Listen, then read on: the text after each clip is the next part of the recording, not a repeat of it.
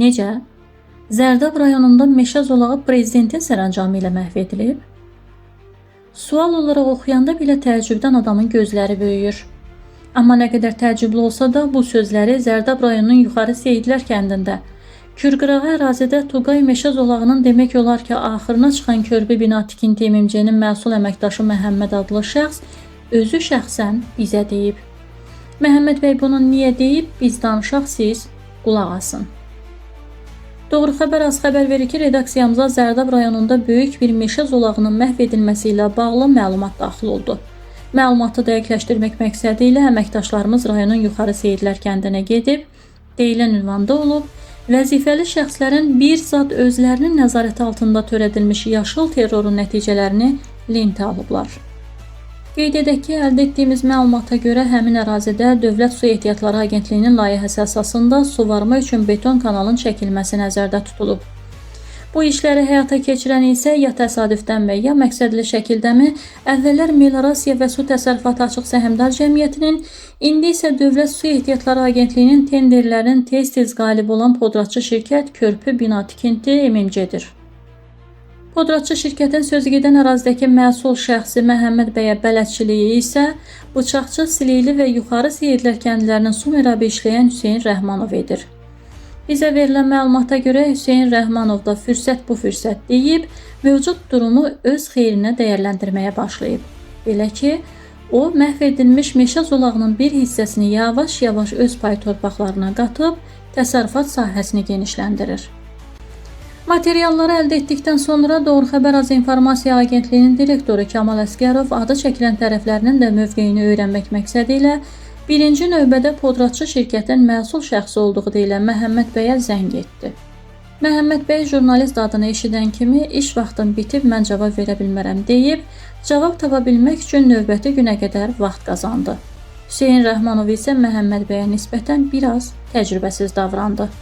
O, əvvəlcə bunun dövlət layihəsi olduğunu, podratçı şirkət olan Körpü Bina Tikinti MMC tərəfindən həyata keçirildiyini dedi.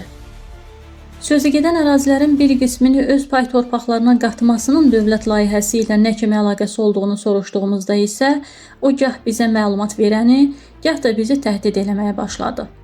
Belə olan halda onun danışdıqlarını bəyənməyib, özü danışmaq üçün telefonu onun əlindən alan, avtomobilinin bahalı nömrəsini səsləndirməklə güya arxalı dayaqlı olduğuna işarə vuran, adını deməyə isə xeyli israrımızdan sonra güclə cəsarət edən, amma eyni zamanda bu işlərin harasında olduğunu, nə kimi aidiyyatı olduğunu bilmədiyimiz Məmmədov Səxavət adlı şəxs isə şirin kişi demişkən hərbə zorbadan birbaşa keçid elədi dostluq əlaqələrinə.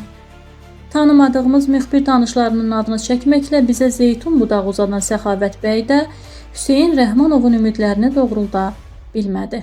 Beləcə söhbət bitdi. Amma yox, biz bitdiyini zənn etmişik. Təsəvvür edin, aradan bir neçə dəqiqə keçdikdən sonra Hüseyin Rəhmanovun adını zorla aldığımız oğlu Elvin Rəhmanov zəng edib başladı el dilində desək, qabaqdan gəlmişdi getməyə. Özünü gah hərbiçi, gah veteran, gah qazi kimi təqdim edən Elvin, güya atasını təhdid etdiyimizi, buna görə atasının halının pisləşdiyini və xəstəxanaya düşdüyünü dedi. Əvvəla hərbi hissədə mülki sürücü işləyən Elvin Rəhmanovun sahib olmadığı qazi veteran statusundan sui-istifadə etməyə çalışması, üstəlik bu statuslardan istifadə edərək jurnalisti təhdid etməsinin özü qanuna zidd əməl hesab olunur. İkincisi də ki, media nümayəndəsi tərəfindən ona verilmiş meşə zolağının məhv edilməsi və fürsətdən istifadə edib öz təsərrüfat ərazisini böyütmək barəsindəki sualına görə Hüseyin Rəhmanovun halının pisləşməsi, cavab vermək əvəzinə telefon dəstəyinin əldən ələ keçməsi, buna görə jurnalistin təhdid edilməsi daha böyük şübhələr yaradır. Yeri gəlmişkən Xəlil Göyüşovun fikirləşmək üçün xeyli zaman əldə edən səlahiyyətlisi Məhəmməd bəyə ertəsi gün yenidən zəng etdik. Bu dəfə isə o elə cavab verdi ki, təsəvvür edirsiniz, Məhəmməd bəy deyir ki, ölkə başçısının sərəncamı ilə ağacları məhv ediblər. Deyir, bu dövlət layihəsidir və ölkə başçısının 2024-cü ilin may ayında verdiyi sərəncamda da deyilir ki, meliorativ tədbirlər zamanı ağacların kəsilməsi üçün icazə alınmır. Məhəmməd bəy, bu meliorativ tədbir deyil. O ağaclar köhnə istifadəsiz kollektorun içində yaxud ətrafında sonradan bitməyib. Söhbət Tuqay meşə zolağından gedir. Qaldı ki, lap deyək ki, siz haqlısınız. Dövlət layihəsi məhz meşə zolağının yerinə düşüb. Axı elə olsaydı belə ağaclar kəsilməli deyil, başqa bir əraziyə köçürülməli idi. Qeyd edək ki, sadaladığımız məsələlərlə bağlı bütün aidiyyatı qurumlara göndərilməsi üçün tərəfimizdən rəsmi sorğular hazırlanıb.